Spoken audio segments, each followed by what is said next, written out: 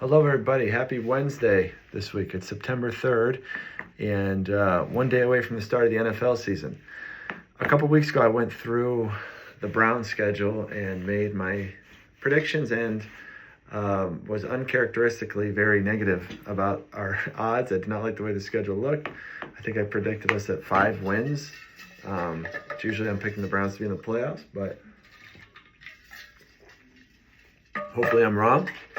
This week I was going to go through and make predictions for the whole league and see how I did. So I'm going to start off with my NFC division champions. I've got in the East, the Eagles repeating. In the North, I like the Packers this year. Were good last. They're always good, but obviously they just traded for one of the probably 5 to 10 best defenders in the whole league, and Micah Parsons.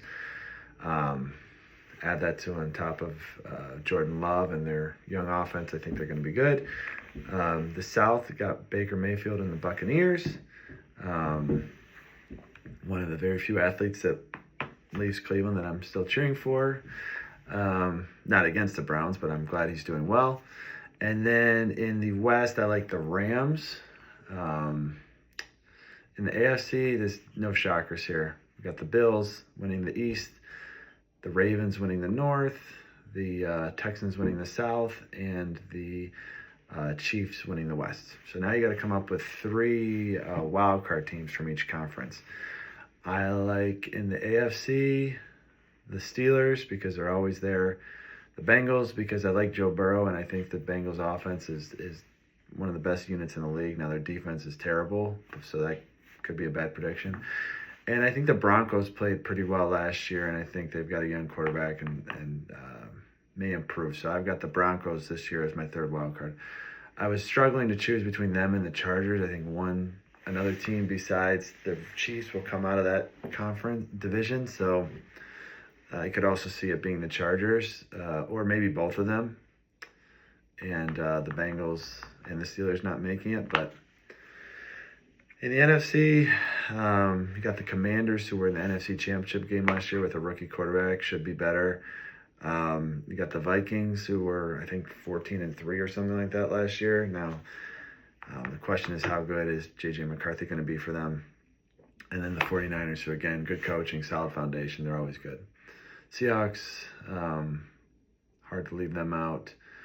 They're the only ones that really... Oh, no, I'm an idiot. I forgot about the Lions.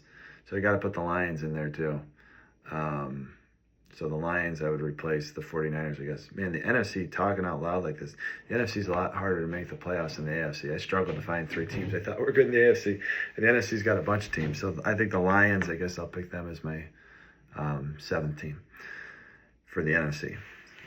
For the Final Four, the conference championships in each thing for the AFC, I'm going to go with the Bills against the Chiefs. I know, another shocking turn of events. In the NFC, I'm going to go with the Eagles against the... I don't want to pick the same exact things that happened last year.